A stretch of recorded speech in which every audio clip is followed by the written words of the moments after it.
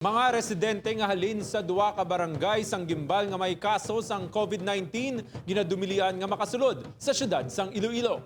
Mga nagasulod sa syudad maid-id nga ginakuwaan sang body temperature ka ginatsekyar kung may suksok nga face mask. Samtang pag-fill out sang health declaration card sa mga border checkpoint, temporaryo nga ginsuspende. Si Zen Kilantang nakatutok live. Zen. Said Kate Adrian masugot nga border restrictions ang ginapatuman sa mga otoridad sa syudad sang Iloilo kasunod sang local transmission sa syudad kag Iloilo province.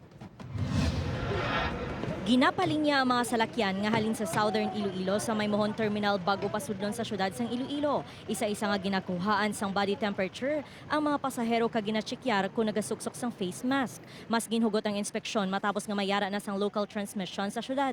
Hugot man nga ginadumilian ang pagsulod sang pumuluyo halin sa duha ka mga barangay sang Gimbal Iloilo nga mayara na sang kaso sang COVID-19. Kung mga ordinary lang mga pumuluyo nila magkadto diri, halimbawa mabisita lang, mamalingke, ginapabalik gid namon. Pero ang mga ila health workers, mga doctors, nurses, kag ang upodra sa exemptions ginatilawan man naton nga hindi maglaptagin diri sa aton sa syudad yang coronavirus amo na nga duha ka barangay dito sa Gimbal kag sa Lambunaw why naton napasulod. Dugang pa sang alkalde, kinahanglan nga sundon sang tanan ang patakaran kag sa tion nga may magpamalabag pag-aarestohon ini sang kapulisan. Samtang temporaryo naman nga ginsuspende sang City Health Office ang pagpa-fill out sang health declaration card para hindi na mahuol ang mga residente.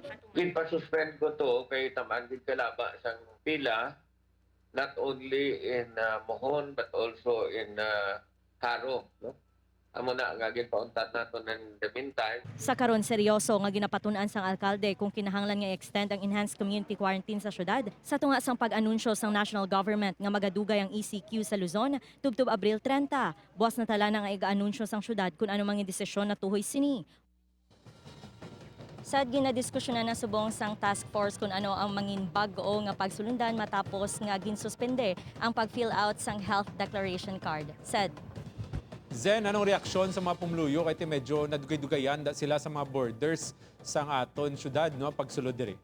Said mostly sa mga residente nga ato na nakita dito kaina positibo sila sa mga measures nga ginapatuman sa mga border checkpoint kay bangod nagapati sila nga pinaagi sini mapahagan-hagan kag matap na ang coronavirus disease 2019. Said Zen, may exception bala hindi na mag-agi sa ini nga mga measures?